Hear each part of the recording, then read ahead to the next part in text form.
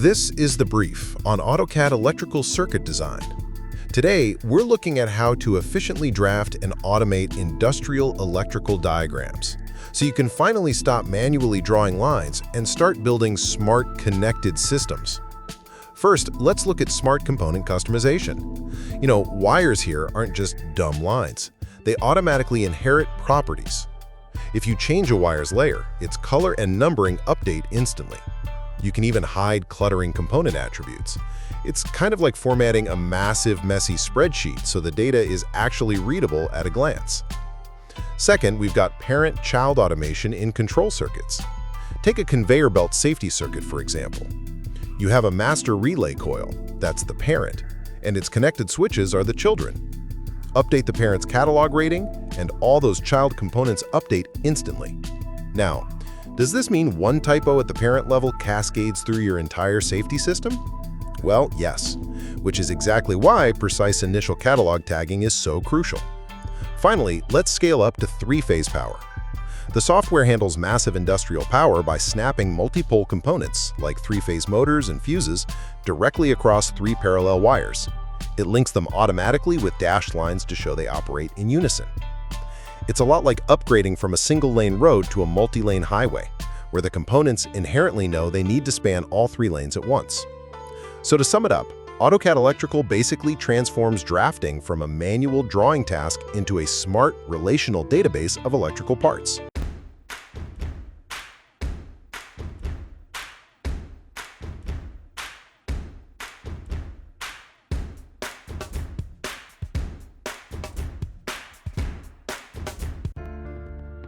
Engineer trying to decipher a schematic to fix a broken conveyor belt, you can't be tracing lines with your finger, guessing which wire goes where. No, because chaos in design translates directly to danger on the factory floor.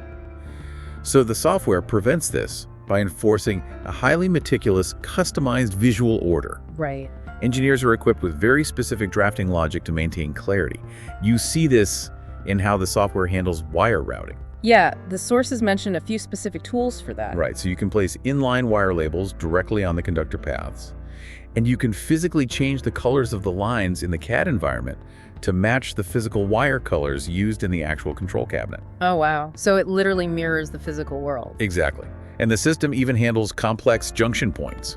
So it allows the insertion of multiple wires or running wires at 45-degree angles into a single component terminal, just to keep the routing visually distinct. It isn't geographically perfect, but it uses colors and angles and specific labels so you can instantly trace your route without overthinking it. But I do have a functional question about the software itself. Sure. With all these components, labels, wire numbers, terminal blocks, technical specifications, doesn't the screen get completely overwhelmed with text? Like, a transit map works because it's minimalist. Right. If you cram every piece of engineering data onto the screen, how does it not just become a useless blur of words? You'd think it would, but the software handles that visual clutter through a system of attributes. Attributes. Yeah. In AutoCAD Electrical, an attribute is basically the metadata embedded into every single component. So it contains the operational description, the power rating, the specific manufacturer part number, the location code. Okay, but how does that solve the visual clutter? Because the engineer has absolute control over the visibility of that data. You can maneuver these attributes around the schematic. You can globally resize them. For instance, shrinking the text size of all secondary descriptions down to, say, a 2.5 scale to make them less intrusive. Oh, I see. Or you can simply hide them entirely. Wait, you just toggle the visibility off for the secondary data? Precisely. And what's fascinating here is that hiding attributes isn't about deleting information. The data remains firmly anchored in the project database.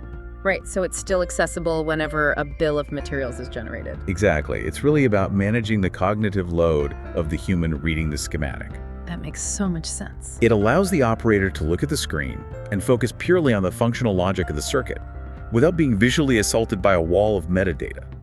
Proving that good design is as much about what you intentionally obscure as what you choose to illuminate. All of this beautiful visual organization, it really serves a physical master. The schematic has to represent a system that is inherently safe in the real world. which actually transitions perfectly into a real-world application detailed in the sources designing a conveyor belt safety circuit using ladder logic. Oh yeah. Ladder logic is the universal language of industrial control. Right. It visually mimics a physical ladder featuring two vertical power rails, so the hot and the neutral, with horizontal rungs strung between them where the different components, inputs, and outputs are placed. It is designed to represent sequential conditions. Right, so let's walk through how this conveyor belt circuit is built on those rungs, because I found this fascinating. It operates like a masterclass in conditional safety. It really does. First, they place limit switches on both sides of the belt, configured as normally closed. All right. Then they add proximity sensors acting as belt safety monitors to ensure the belt stays perfectly aligned on its rollers. And finally, they insert 3 selector switches, physically controlled by a human operator on the floor. Essential inputs. But I have to push back on this architecture for a second. Why not just wire those safety sensors directly to the conveyor belt motor? Like, why run the power through all these intermediate switches and coils? Oh, well, you never wire safety sensors directly to a heavy industrial motor. It's because of the fundamental need for electrical isolation. The intermediate logic is the entire point. Okay, break that down for me. So, a massive conveyor motor operates on lethal high-voltage 3-phase power, often 480 volts. Which is huge. Massive. But the limit switches, the proximity sensors, and the selector switches the human operator touches. Those are part of the control circuit. And that typically operates on a very safe 24 volts DC. You cannot physically mix the two. Oh, so you have the brain running on low voltage and the muscle running on high voltage. Precisely. Let me break down the sequence to show how they communicate safely. So the operator turns on the selector switches. Okay. If those are active, and if the physical limit switches out on the belt confirm the belt hasn't drifted off track, that 24 volt circuit is completed. Got it. That low voltage current then flows to a safety relay coil. And the current energizes the coil, turning it into an electromagnet. Yes. That magnetism is the bridge. The relay coil and its corresponding heavy-duty contact are electrically isolated. They don't share the same current at all. Right. But when that relay coil receives the 24-volt power, the generated magnetic field physically pulls the position of the high-voltage contact. It changes the contact from normally open to closed. It's mechanically throwing a massive switch from across the room using a tiny magnet. Exactly. And once that contact is closed by the magnet, it allows a separate flow of electricity to switch on an indication light, like an LED pilot light or even a horn on the operator's panel. Okay, and the system uses 3 of these relay setups to monitor different safety zones of the conveyor, right? Yeah. So only when all 3 of those LEDs are illuminated, proving to the operator that every sensor is clear and the belt is perfectly aligned, only then can the operator push the start moto button. Right. And even then, that signal must pass through an emergency stop button that is normally closed. Wow. And if all those conditions hold true, the current finally reaches the motor contactor coil, which wakes up the heavy machinery. That's the chain of events. So what does this all mean? It's really a physical if-then logic puzzle. If sensor A is clear, and if switch B is flipped, then coil C activates. Every single domino must fall perfectly before the system grants the electricity permission to move that dangerous machinery a single inch. Exactly. And if any link in that permission chain is broken, say a proximity sensor detects a slight misalignment or a worker hits the emergency stop, the low voltage permission is instantly revoked. The magnet de-energizes. Yep, the heavy contact springs open, the high voltage circuit breaks, and the 480 volt motor stops instantly. But tracking all of those dependencies across a massive facility, that introduces a massive tracking problem. Oh, absolutely. Like, we just talked about linking a specific low-voltage safety relay coil to a specific high-voltage contact. If an engineer is drawing a factory blueprint with hundreds or thousands of relays spread across 50 different pages, keeping track of which specific coil operates which specific contact seems impossible for a human brain. It is. Doing that manually on paper historically led to disastrous mistakes. And this is really where the software architecture steps in to actively manage the database. AutoCAD Electrical utilizes a structural relationship known as the parent and child symbol logic. Okay, so let's say the safety relay coil is designated as the parent. We'll call it CRA1. Right. And the normally open contact that it magnetically controls, which is on a completely different page of the schematic, that's designated as the child. Correct. When the engineer assigns that parent designation to CRA1, the software creates a permanent database link. Okay. So if the engineer later realizes they need to rename that parent coil to CRB2 due to a panel redesign, they update the parent component once. And the software handles the rest. Instantly. It queries the entire project database, locates every single corresponding child contact, and automatically updates their attributes to match the new CRB2 designation. That's incredible. If we connect this to the bigger picture, the software transitions from just a digital drafting canvas into a functional assistant. Exactly. It's enforcing the integrity of the electrical logic. And you see this active assistance heavily during the editing phase too, because, industrial design is iterative. Let's say a project manager decides to add a new safety interlock, and you need to insert extra rungs into your control ladder. Right. The engineer can use a software command called scoot to grab entire sections of the completed ladder logic and literally slide them down the digital schematic to make physical room for the new components. Oh, nice. Yeah, and they can also quickly reassign entire groups of wire layers. For example, moving a batch of generic white control wires to highly specific color-coded layers designated as L blue, L black, L red, L yellow, or out 15. But wait, if an engineer is scooting whole sections of a finished circuit down the page or reassigning wire layers, they are completely changing the physical line references. Yes, they are. So the reference numbers for the electricians who have to actually build the panel are now completely wrong. And that exact scenario is why the software includes an automatic failsafe known as auto-retagging. Ah, auto-retagging. Right. When an engineer executes that scoot command, moving components and wires, the software detects the geometric shift. It immediately interrupts the workflow, prompting the user to run an auto-retag on the entire affected area. Because the software realizes the map no longer matches the territory. Exactly. It scans the new physical locations of every component and reassigns specific numbering formats based on the rules of the wire layers. Oh, wow. So if the project standards dictate that anything on the L yellow layer should start with wire number 101, or another specialized layer must use an alphanumeric format like A10, the auto-retag function forces all shifted wires to conform to those rules instantly. The operational stakes of that feature are just massive. I mean, think about an electrician on a factory floor at 3 in the morning trying to troubleshoot a downed conveyor belt. Oh yeah, high stress. They are looking at a physical wire in a dark cabinet labeled 101 and tracing it back to the schematic on their tablet. If an engineer scooted that wire during design and forgot to manually update the text to 102, the electrician is now testing the wrong circuit. Which is incredibly dangerous. Right.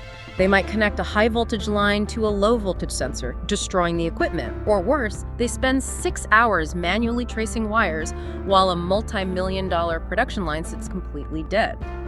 The auto-retag isn't just updating text. It is a non-negotiable safety net against miswiring and catastrophic downtime. It systematizes perfection.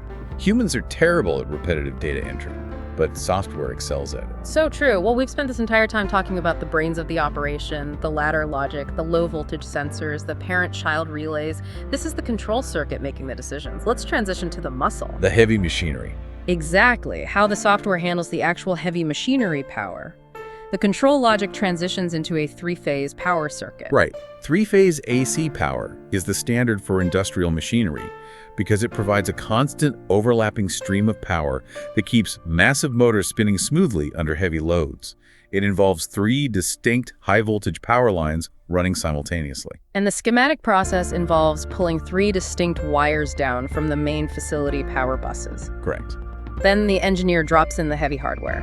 3-pole fuses, thermal circuit breakers, and heavy-duty motor overloads. But here's where it gets really interesting to me. Yep. The visual layout utilizes this mechanical grouping technique.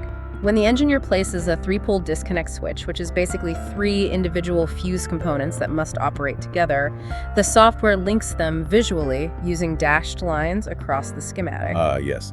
The dashed link lines are a critical piece of visual grammar. They indicate a mechanical interlock. Right, and the reason that mechanical interlock is so crucial involves a catastrophic failure mode called single phasing. Yes. If you just had 3 separate independent fuses and a power surge blew only one of them, the motor would suddenly lose one of its 3 phases of power. Which is really bad. Really bad. The remaining 2 phases would aggressively try to compensate, pulling massive amounts of current to keep the heavy conveyor belt spinning. The motor would overheat and literally melt its internal windings in minutes. Exactly. So by drawing that dashed line across the 3 sibling fuses, The blueprint dictates that these fuses must be a single mechanically unified block.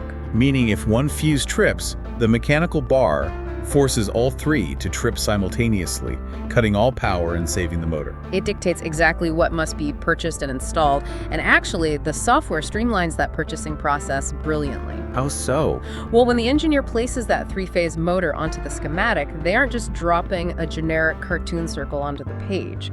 The software is directly integrated with an immense database of real-world manufacturer catalog data. So it's pulling from reality, literally. In one of the operational examples, the user goes to assign a specific three-phase motor to the symbol. They open a lookup table that contains 11,134 different real-world motors. Over 1,000 options just to fulfill a basic motor symbol. Just to select one specific 2-horsepower, three-phase motor. Wow. And once selected, the software extracts the exact manufacturer metadata, the precise amperage load ratings, and the specific terminal pin numbers for that exact piece of hardware, and injects it directly into the component's attributes. So when the procurement department receives the bill of materials, there is zero ambiguity. The blueprint mathematically demands the exact catalog item required to make the machine function safely.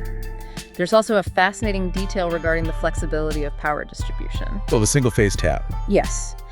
Even in the middle of routing this massive 400 NE-volt three-phase power setup, the software allows for incredibly specific localized adjustments. You can power a smaller single-phase motor off the main line simply by extending or stretching just one of those 3 power wires down to the new component, and completing the circuit by connecting the other end to a miscellaneous ground component. It's great because it reflects the messy reality of industrial electrical engineering. Yeah. You rarely have perfectly segregated power systems. Yeah. You often have various types of loads, voltages, and phases coexisting in the same physical cabinet. The software manages that complexity without breaking the underlying logic rules. This raises an important question, I think, about how we perceive digital design as a whole. How do you mean? Well, when you synthesize all of this, the auto-retagging, the catalog integration, the parent-child database links, it completely shifts the definition of CAD software. Oh, absolutely. It conclusively proves that AutoCAD Electrical, at least in this context, is not a drafting tool. Right. It is an active engineering environment designed to enforce logical safety systems. That's a perfect way to put it. Yeah, I mean, every single wire number that automatically updates during the scoop command, every attribute that is strategically hidden to reduce a technician's cognitive load, every mechanical dashed line drawn between three-phase fuses. Any one of those micro decisions could literally be the difference between a safely humming factory floor and a catastrophic equipment failure. It really is the ultimate invisible safety net. So the next time you are standing at that airport baggage carousel waiting for your suitcase or watching a mechanized production line, take a second to look past the spinning rubber and the heavy steel. Think about that invisible logic tree. Think about the parent and child relays magnetically throwing switches, the proximity sensors holding the 24-volt permission chain intact, and those perfectly numbered auto-retagged yellow wires working tirelessly in the background to ensure that massive machine moves exactly when it should and stops the millisecond it has to. It's a highly orchestrated, complex symphony of logic running constantly just out of sight. It really is. And I want to leave you with one final provocative thought to mull over. We've seen how incredibly intelligent this architecture already is, right? Very intelligent. It instantly auto-retags hundreds of references to prevent human error, and it actively maintains relational database logic across vast blueprints. But ultimately, it is still a tool waiting for a human engineer to define the parameters. Right, it still needs us. For now. As artificial intelligence becomes deeply integrated into industrial engineering, what happens in the very near future when the AI doesn't just check the human's work for errors, but is tasked with autonomously designing the optimal safety parameters, ladder logic, and relay assignments for lethal, high-voltage machinery entirely on its own? Handing over the absolute permission chain of industrial safety to an autonomous system, that is a fascinating and profound frontier. Something to think about the next time you hear a massive motor wake up. Thank you for joining us on this deep dive. We'll catch you next time.